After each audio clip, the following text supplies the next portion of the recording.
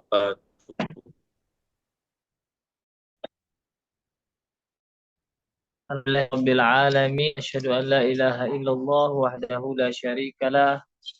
Wa asyhadu anna Muhammadan abduhu wa rasuluh alladzi la nabiyya wa la rasula ba'da. Allahumma salli wa sallim wa barik ala Sayyidina Muhammad wa ala alihi wa sahbihi ajma'in amma ba'd. Yang terhormat pembina Yayasan Adab Insan Mulia Ustadz Dr. Ridho Supraha dan juga Kepala Sekolah Adab Insan Mulia Depok Ustazah Rini dan para muadib-muadibah yang dimuliakan Allah Subhanahu wa taala. Alhamdulillah kita bersyukur atas kehadiran Allah Subhanahu wa taala pada malam hari ini kita bisa berjumpa lagi. Sebelumnya apa kabar semuanya? Boleh saya sapa ya, apa kabar semuanya? Alhamdulillah. Alhamdulillah, sehat. Alhamdulillah Alhamdulillah. sehat, luar biasa. Allahu Akbar. Begitu ya, coba saya ulang sekali lagi. Apa kabar semuanya? Alhamdulillah. Alhamdulillah Luar biasa. Tetap Allah. semangat. Allahu Allahu Akbar. Akbar. Masya Allah, mudah-mudahan malam ini konsolidasi iman kita akan lebih semangat lagi dengan tema muadib yang selalu bahagia dalam mendidik murid. Insya Allah untuk mengefisienkan waktu langsung kami persilakan kepada Ustadz Dr. Ridho Supraha untuk memberikan materinya. Tafadhal Ustadz. Bismillahirrahmanirrahim. Allahumma inna nas'aluka ilman nafi'an wa rizqan tayyiban wa amalan mutaqabbala. Allahumma anfa'na bima 'allamtana wa 'allimna bima yanfa'una wa zidna ilma. Amin ya Allah ya rabbal alamin. Muadib muadibah dimanapun antum berada, mobil khusus yang hadir dari Dumai, dari Jambi, dari Lampung, dari Depok, dari Bekasi, dari Payakumbuh, dari Tangerang, dan dari Jakarta, dan beberapa tempat lain.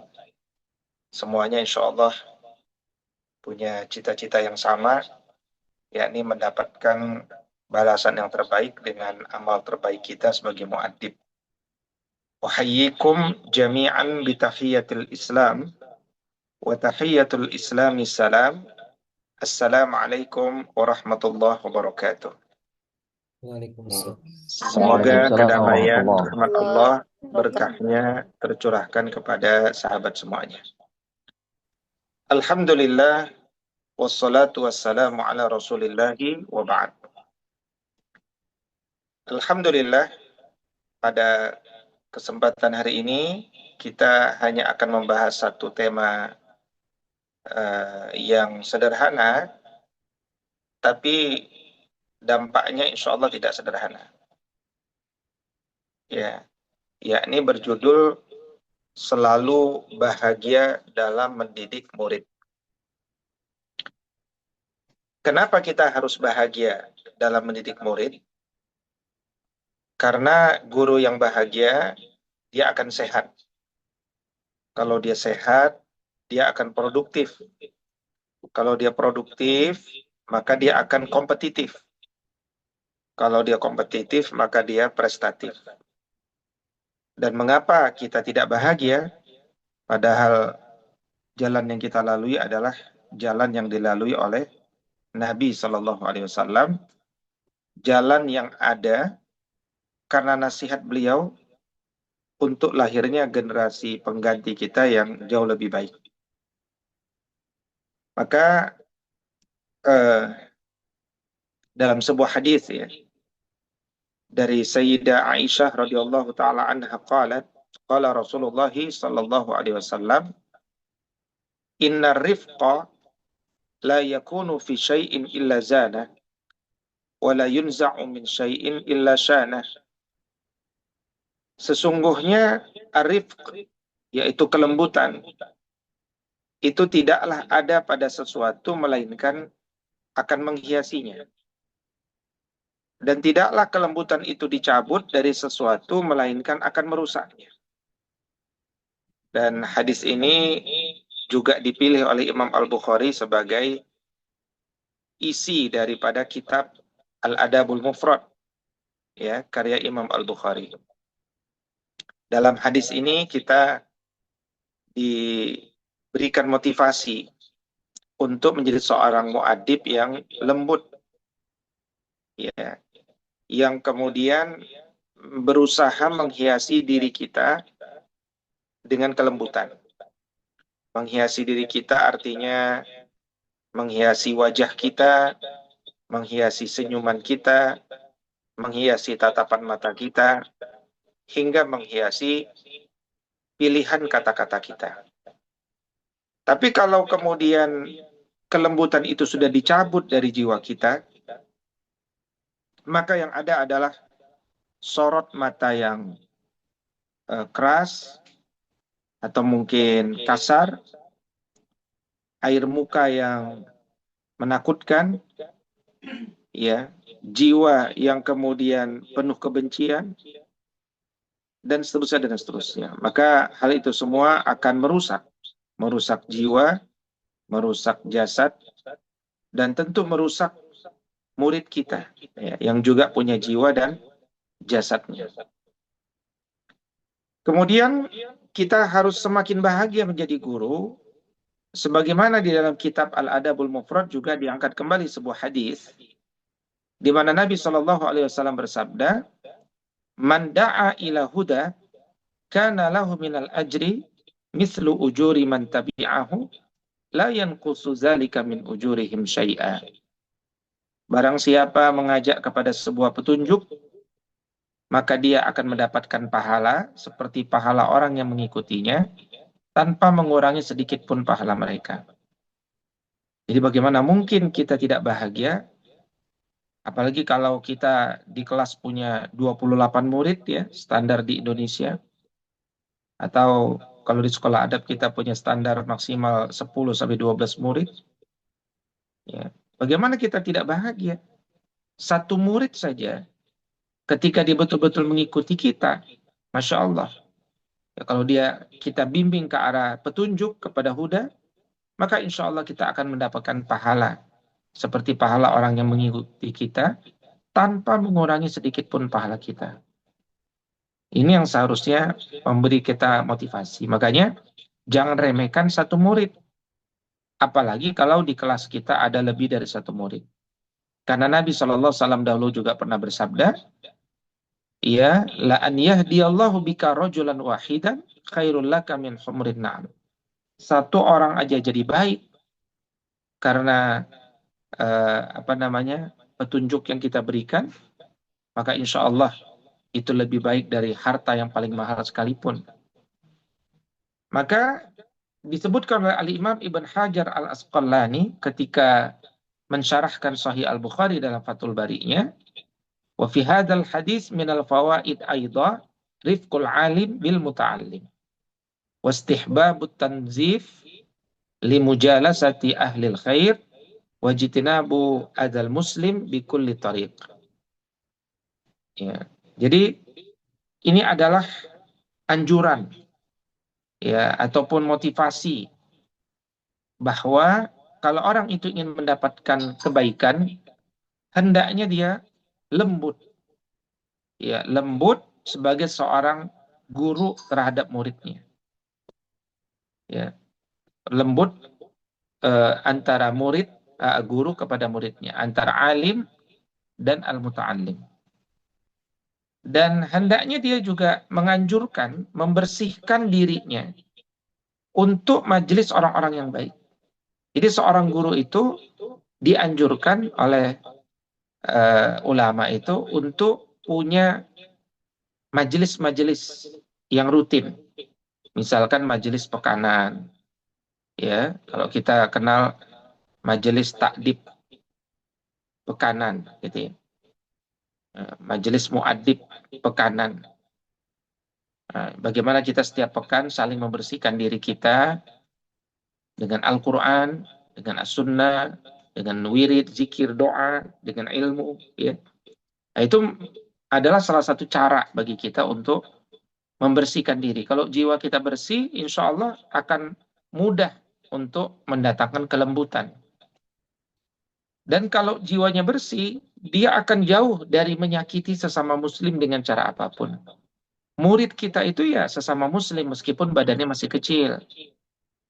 Maka hendaknya kita lembut kepada murid kita. Jangan sampai kita cubit sampai biru. Jangan sampai kita pukul ya sampai biru-biru atau terluka bahkan. Jangan sampai kita hukum dengan hukuman yang di luar kepatutan. Ya, kita sudah belajar bagaimana konsep hukuman ya dalam sekolah adab itu. Ya, bahwa hukuman itu adalah sesuatu yang dilakukan untuk membayar kebaikan dan dengan demikian bayaran yang dilakukan itu dia tidak boleh mengandung kezaliman. Ada ukurannya, ada standar. Dan tentu saja bagi kita yang baru mengelola murid-murid kelas 1 misalkan, kelas 2 misalkan, maka jangan sampai kemudian murid-murid kelas 1, kelas 2 ini sudah kita didik dengan keras. Ya, yang kita didik dia dengan keras. Sering memeluknya, sering bercanda, sering berlaku lembut. Karena apalagi kita wali kelas ketika berada di kelas itu ibarat ibu. Jadi bagaimana wujud seorang ibu sebenarnya? Mungkin ada juga murid-murid kita yang di rumahnya mungkin ibunya galak, keras. Itu bukan seorang ibu yang baik. Nah, maka mudah-mudahan dia mendapatkan siraman kesejukan di dalam kelas. Ya, di dalam kelas dia menemukan sosok ibu yang padahal itu adalah wali kelas gitu. Ya, jadi tingkat ketegasan bukan kekerasan ya. Tingkat ketegasan itu bertahap naik dari kelas 1 ke kelas 6. Kalau SD ya. Jangan sampai di kelas 1 2 kita sudah tegas, sudah keras. Ya, dengan tegas yang sangat ketat. Juga jangan sampai kita berbicara neraka terlalu banyak. Karena murid-murid kelas 1, 2, 3, kelas kecil itu perbanyak berbicara jannah. Perbanyak berbicara tentang hal-hal yang indah. Bukan ketakutan-ketakutan. Ya, banyak anak-anak yang begitu diajarkan hal tersebut itu terganggu jiwanya. Dia jadi sangat ketakutan di rumahnya. Karena memang kita tidak sampai pada tahapan yang benar begitu ya. Nah, kata Imam An-Nawawi di dalam At-Tibyan fi adabi hamalatil Quran, wa yanbaghi an la yata'azzama 'alal muta'allimin bal yalinu lahum wa yatawadha'u ma'ahum wa yasta'milu ma'ahum ar-rifqa was-sabra 'ala jafaihim wa su'i adabihim. Jadi sudah sepatutnya bagi guru, bagi muaddib agar tidak menyombongkan diri terhadap para pelajar. Jangan dia sombong di hadapan muridnya. Ya, mungkin kesombongan karena kecantikannya, kegantengannya, nasabnya, keilmuannya, gelarnya, atau apapun. Tapi kita di hadapan murid itu bersikap lemah lembut, rendah hati, dan sekali lagi diingatkan di sini adalah lembut dan sabar. Kadang-kadang kita punya murid itu satu kelas nggak ada yang baik, yang bagi kita kok nakal semua. Ya, bagi kita nggak ada yang menenangkan jiwa kita. Nah, maka kekasaran-kekasaran mereka kalau ada, siramlah dengan kesabaran. Buruknya adab mereka juga siram dengan kesabaran dan ketegasan. Jangan sampai kita sebagai seorang guru itu menaruh ketidaksukaan pada murid kita. Ya, karena kalau itu sudah awal daripada sebuah pertemuan dan terus dirawat, maka jangan-jangan itulah yang menyebabkan tidak terjadi perubahan dalam jiwa murid-murid kita gitu. Nah, di dalam kitab Ta'lim al-Muta'allim, Tariqut Ta'allum, Faslun fi Ikhtiyaril Ilmi wal Ustazi wal Syarik wal Sabat, karya Syekh Burhanuddin Az-Zarnuji. Ya, ini dalam perspektif seorang murid yang ingin belajar ya. Jadi kalau kita ingin belajar itu pilih guru yang seperti apa? Kata Az-Zarnuji adalah waqtarul ustaz al-a'lam wal awra wal asan. Wa qad qila yuqaddimu fil ikhtiyar ahlul ilmi man kana ahsana khuluqa wa atamma syafaqatan wa ajalla hilman. Jadi hendaknya dia memilih guru yang paling alim, paling warok, ya paling warok, menjaga diri dari subuhat. Artinya guru yang tidak pernah main game, guru yang tidak pernah mengatakan anjir kalau konteks sekarang ya, guru yang tidak menghabiskan waktu menonton drama Korea, guru yang tidak menghabiskan waktu dengan mendengarkan musik-musik yang tidak bermanfaat, guru yang kemudian menghabiskan waktunya dengan permainan-permainan yang tidak ada faidahnya. Itu kira-kira menjaga diri dari syubhat. Dan paling tua usianya. Nah, ini menunjukkan bahwa semakin tua seorang guru itu semakin baik. Ya, hikmahnya makin banyak. Kemudian doanya juga lebih dekat kepada Allah. Dan dia tentu lebih sehat. Makanya saya sering sampaikan, dalam konsep sekolah adab itu tidak ada guru tetap dan guru tidak tetap. Semua guru ya harus tetap mengajar. Tapi ada yang punya kelayakan mengajar, ada yang tidak punya kelayakan mengajar.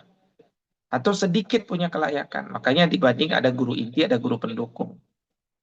Ya. Nah, maka telah dikatakan diutamakan dalam pemilihan guru itu di kalangan ahli ilmu adalah orang yang paling baik akhlaknya, paling sempurna kasih sayangnya, dan paling mulia hilmnya. Ini kan menjadi tamparan ya bagi kita.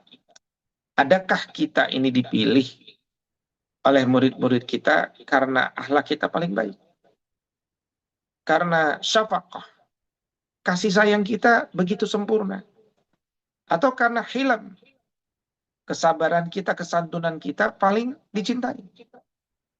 Nah, kalau belum, jadilah seperti sosok yang dinasihatkan oleh Imam Zarnuji. Jadilah sosok yang penuh kasih sayang, penuh kesantunan, dan paling bagus akhlaknya. Karena mendidik itu bukan yakni transfer of knowledge, tapi mendidik itu adalah transfer of ruhi. Ya, dia membagi apa yang sudah kita nikmati dari akhlak yang baik, kasih sayang, dan seterusnya. Gitu ya. Berikutnya, di dalam kitab Adabul Alim wal Muta'alim, karya Kiai Muhammad Hashim Asy'ari, juga sama. Di sana disebutkan, wa an yarfuqa bil muta'allim wa yuhsina mu'amalatuhu wa yatalattaf bihi wa yatahammala jafa'ahu wa su'a adabi lima ya'ridu min toisis syabab. Hendaknya guru itu lembut, diperlakukan murid itu dengan baik, halus, ya. Dan kita bersabar dengan kekasaran mereka. Mungkin awalnya kasar, karena di rumahnya mereka dikasari. Tapi insya Allah lama-lama dia akan berubah itu. Mungkin awalnya adabnya buruk, karena memang di rumah tidak ditegakkan adab yang baik. Lama-lama insya Allah dia berubah. Nah, dan biasa itu karena sifat labil dari manusia yang muncul karena dia masih muda gitu. Maka kata Al-Imam Al-Qushairi dalam Ar-Risal Al-Qushairi ya, dan di risalah ini juga Imam Al-Qushairi mengingatkan kita para pendidik itu untuk memanggil murid kita dengan panggilan murid ya. Bukan siswa, bukan peserta didik. Ya, tapi murid itu salah satu nasihat Imam Al-Qushairi. Yang lainnya itu kalau tidak salah nasihatnya Al-Is bin Abdis Salam juga sama. Ya. Nah, kata Imam Al-Qushairi, maka wajib baginya, bagi seorang guru untuk arif, ya, lembut, ramah, al-isfaq, penuh kasih sayang kepada muridnya. Jangan dibentak, baru pertama ketemu dibentak, baru kelas 1 dibentak, baru kelas 2 dibentak. Tidak boleh bahkan menyingkap kesalahan murid dengan terang-terangan di hadapan banyak orang. Tapi dia harus memperlakukan sebagaimana orang tuanya memperlakukan anaknya. Kalau kita punya anak, kira-kira bagaimana kita memperlakukan dalam mendidiknya. Nah, jadi ini batasan-batasan kita sebagai seorang guru itu adalah jangan membentak, jangan kasar, pilih kata-kata terbaik, perbanyak beristighfar kepada Allah agar Allah memberikan kesabaran kepada diri kita. Maka Imam An-Nawawi dalam Al-Majmu' Syarah Al-Muhadzab, beliau mengatakan wa yatahalla bil akhlaqil hasanah allati amara biha asy-syara' kazuhdi wal karami wa husnil khuluq wa bashashatil wajhi fi ghairi khurqin wal hilmi was sabri wa tanazzuh anil a'mali ad-dani'ah. Ya, jadi hendaknya kita ini para guru selalu menghiasi diri kita dengan akhlak yang baik. Kita tidak boleh baperan. Ya, kadang-kadang kita dinasihati tidak suka, marah, kita palingkan muka kita blok nomor saudara kita, ya, atau kita tidak mau ketemu dengannya dan seterusnya. Ini tidak boleh. Kita harus berhias dengan akhlak-akhlak yang baik yang diperintahkan syariat. Misalkan zuhud, dermawan, akhlak mulia, wajah yang berseri. Jadi sekurang indahnya wajah, kalau dia senyum berseri, selama tidak berlebihan, masya Allah, dia akan indah. Ya, innallaha jamil yuhibbul jamal. Allah itu indah, ya, suka dengan yang keindahan. Kemudian santun, sabar. Dan menarik juga di sini adalah watanazu anil a'malid dani'ah. Dia hendaknya menjauhkan diri dari pekerjaan-pekerjaan dunia yang sifatnya rendah. Ini untuk menjaga kemuliaan dia. Nah, maka dari pendapat-pendapat tadi kita coba ringkas ya dalam waktu yang singkat ini. Pertama, setiap kita insya Allah dimudahkan Allah untuk bisa ikhlas, ramah, dan bahagia. Mudah-mudahan insya Allah.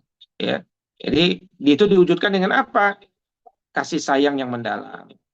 Kita harus memandang murid sebagai anak kita sendiri. Kalau walid li waladi. Kalau kita udah mandang dia sebagai anak kita sendiri, kita didiknya sudah dengan cinta. Nggak mengharapkan balasan duniawi. Karena kita juga bukan karyawan ya. Kita adalah seorang pejuang. Kemudian wajah kita akan berseri. Wajah yang ramah itu manifestasi fisik yang ikhlas dan nyaman saat mengajar. Kalau kita udah ikhlas, kelihatan ikhlas, itu murid juga nyaman belajar dengan kita. Senang. Nah, berikutnya, lembut. Kita harus selalu lembut, tawadhu, dan menghindari kekerasan. Supaya apa? Supaya murid itu tidak punya penghalang. Tidak punya penghalang untuk masuk ke dalam jiwa. Itu jangan sampai terhalangi. Gitu. Nah, yang kedua SOP-nya adalah wajib bersabar terhadap kekurangan murid. Ya, murid-murid kita ada kelebihan kekurangan, ada yang mungkin dia bagus akademiknya, tapi lemah hafalannya. Ada yang bagus hafalannya, tapi lemah akademiknya. Ya, ada yang banyak kelebihan dan kekurangan. Ada yang mudah diingatkan, ada yang sulit diingatkan. Maka jangan sampai kita terbawa emosi. Karena memang mendidik itu butuh waktu yang begitu panjang dan berulang. Tulus zaman. Ya, kita harus bisa mampu mengendalikan emosi, ya, al-ghadab, dan bersabar ya, atas adab-adab mereka yang buruk. Nah, misalkan ya, kita tidak boleh mengucapkan kalimat kasar kepada murid. Apalagi mengeluarkan kata-kata yang tidak pantas, yang tidak senonoh, tidak boleh. Atau kalimat yang merendahkan, atau kalimat yang mendemotivasi. Gitu. Kemudian tidak menghardik murid di hadapan teman-temannya. Ya, juga jangan sampai kita menyerahkan kembali murid kepada wali murid tanpa koordinasi kepada pimpinan yang mengamanahkan. Jadi kan, misalkan kita sebagai wali kelas, itu kan kita bertugas yang memberikan pimpinan. Jangan sampai kemudian kita merasa menyerah, tapi kita nggak koordinasi dengan pimpinan. Kita malah sampaikan kepada wali muridnya, saya nggak sanggup nih mendidik anak ibu, atau saya kembalikan anak ibu, atau anak ibu pindahkan kelas saja. Nggak boleh, itu haram. Kenapa? Karena yang menugaskan itu adalah pimpinan. Ya, jangan sampai kemudian wali murid itu melihat kita ini sebagai guru seperti ada perpecahan gitu. Nah, itu yang tidak boleh terjadi gitu ya. Nah, jadi ala kulli hal dalam 30 menit ini insya Allah kita uh, saling menguatkan ya untuk bisa bahagia bersama tadi kitab-kitab adab yang sudah kita baca bersama.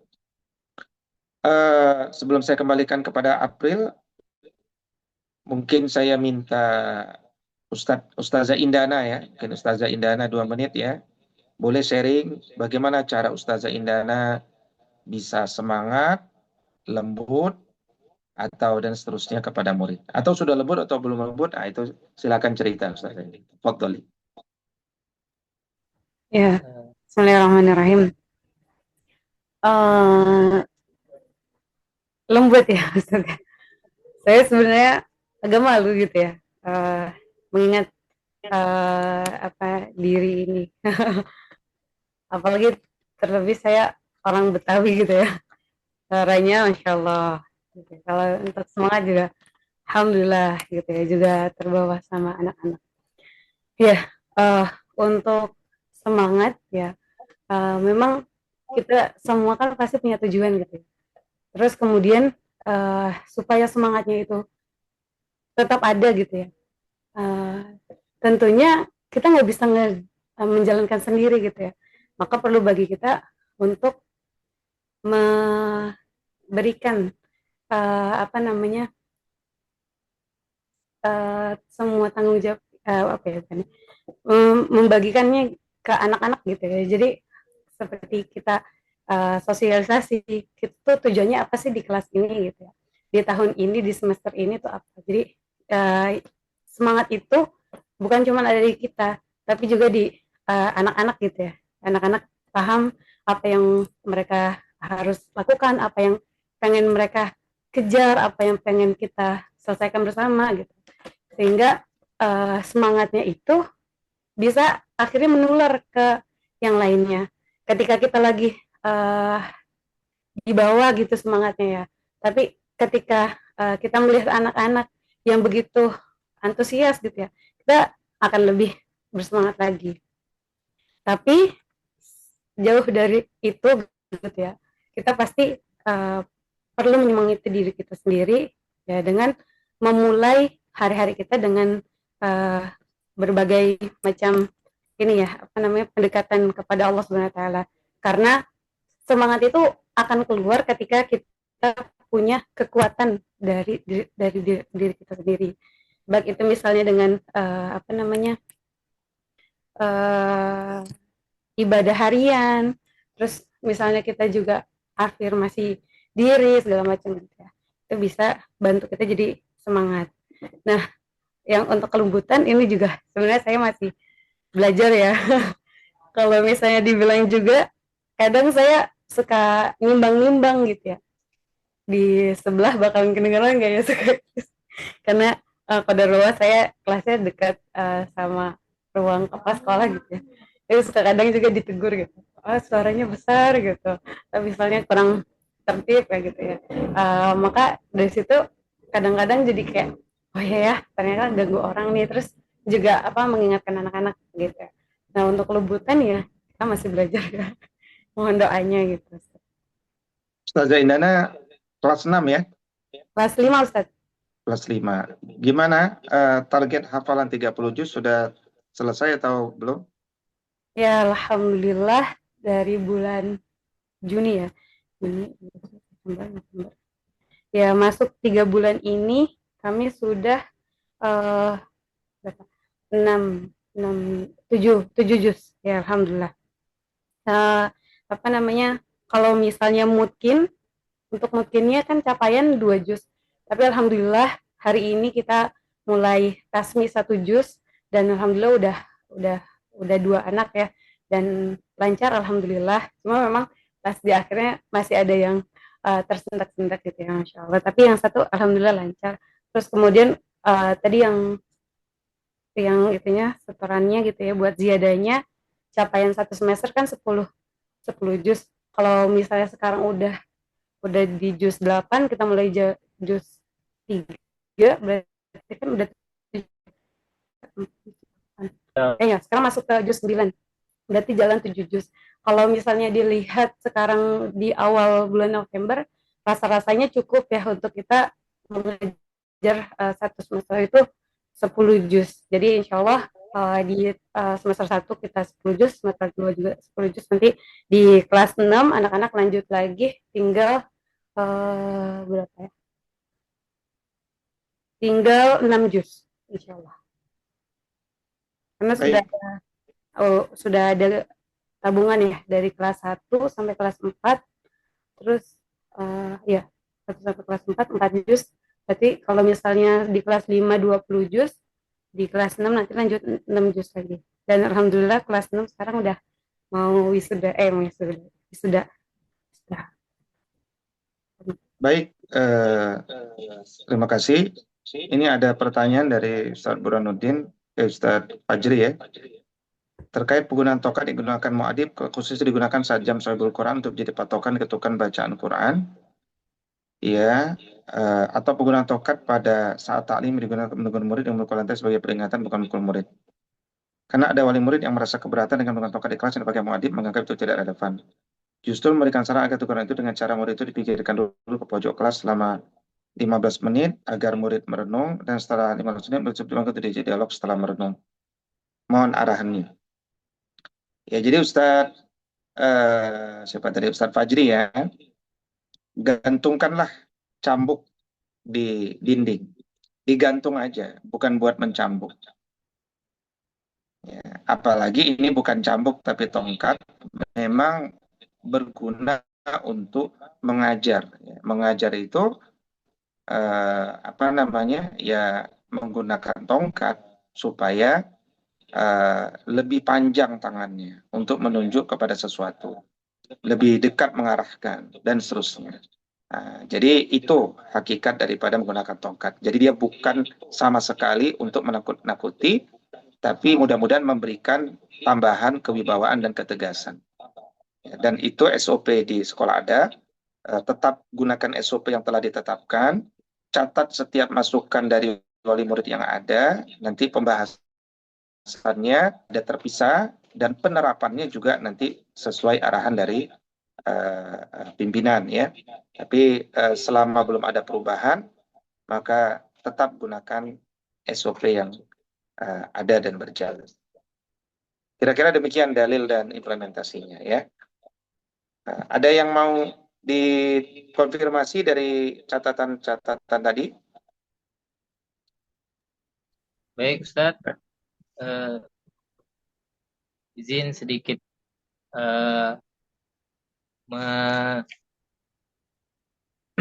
minta kejelasan mungkin terkait apa namanya kelembutan, kasih sayang, wajah berseri dan ini. Kalau Ustadz April wajahnya Ketika udah berseri. Cuman di keningnya aja suka keriput. Jadi terkait apa namanya kelembutan, apakah suara, maksudnya ada beberapa mungkin guru yang beberapa kali keadaan atau suaranya menghentak atau apa namanya istilahnya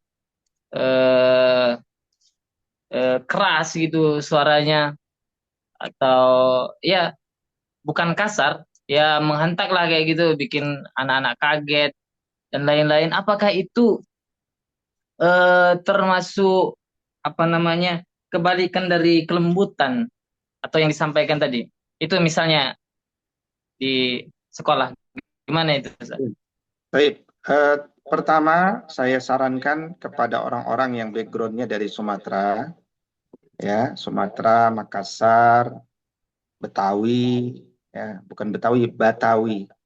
Itu paling bagus memberikan pengantar bahwa saya ini orang Medan, saya ini orang Batawi, saya ini orang Makassar, bahwa kita ini di daerah itu dulu ya, jadi dari gunung kalau ngomong tuh harus teriak. Nah, nanti kasih contoh-contoh, ini nih contoh-contoh orang Medan, begini, kasih contoh-contohnya.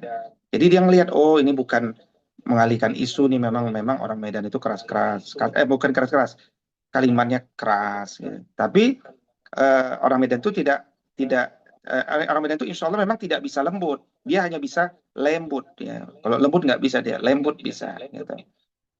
Nah, jadi maksud Ana, selama kita berikan pengantar, insya Allah murid paham, oh tipikal Ustadz ini, Ustazah ini begini. Nah, selama diberikan itu pengantar tidak ada masalah. Makanya yang terpenting dalam mendidik itu adalah awali dengan pengantar ilmu. Itu aja. Awali dengan pengantar ilmu. Sehingga ada hal yang bisa diluruskan. Gitu ya Ustadz? Siap. Nah ini ada pertanyaan nih Ustadz April ya. Pertama, bagaimana cara mengingatkan anak yang sering sekali adabnya bermasalah? Ya, kalau adabnya bermasalah bukan hanya diingatkan, bisa diberikan proses ya, proses untuk perubahan. Perubahan itu direkayasa bersama-sama oleh seisi sekolah, bahkan juga dengan orang tua, gitu ya. Jadi bersama-sama perubahan itu. Nah, jadi itu ya yang pertama. Jadi kalau ada adab yang tidak bagus ya jangan dibiarkan. Guru tidak boleh kalah dengan adab murid.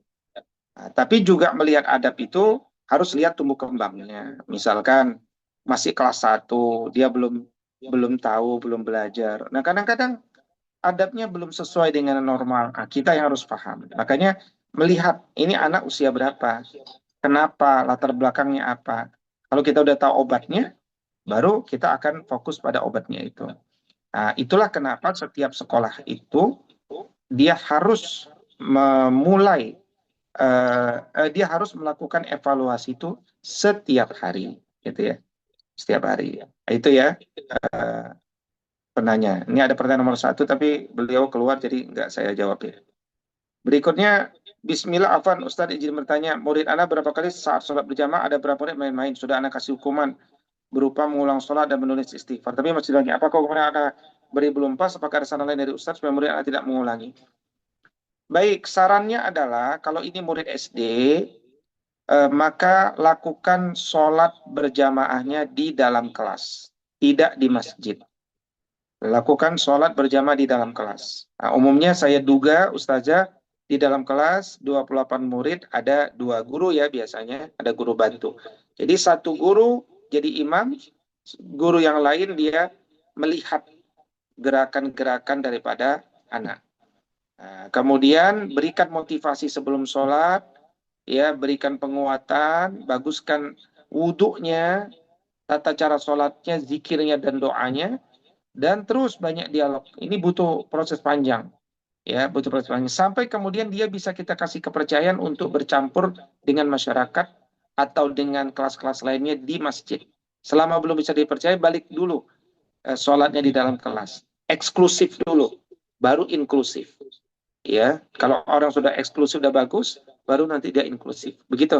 Jadi tarik dulu ke lingkungan eksklusif, baguskan segala sesuatunya, mulai dari niatnya, motivasinya, dan seterusnya dan seterusnya. Demikian ya. Barakallahu fikum. Mudah-mudahan semua semangat, berkah, dan barokah. Ustaz April, tafadhol. Baik, syukron jazakumullahu khairan katsiran kepada Ustaz Wido Supraha yang telah memberikan tambahan materi terkait agar para guru-guru, muadib, muadibah, kita semua menjadi bahagia dalam mendidik murid-murid kita, agar kita senantiasa bisa berkasih sayang, juga mempunyai wajah yang berseri, punya kelembutan, dan selalu sabar secara totalitas. Mudah-mudahan apa yang disampaikan bisa kita amalkan dalam kegiatan pembelajaran kita, baik di sekolah ataupun di luar sekolah. In uridu ilal islaha mastata'tu fa idza azamta fatawakkal 'ala Allah. Demikian, mari kita tutup dengan kafaratul majlis. Subhanakallahumma wa bihamdika asyhadu an la ilaha illa anta astaghfiruka wa atubu ilaik. Assalamualaikum warahmatullahi wabarakatuh. Waalaikumsalam warahmatullahi wabarakatuh. Jazakillah khair, Ustaz April, Ustazah Miftah, Ustazah Esti, Ustazah Nur, ya, Syukran Ustazah Ustaz. Ustazah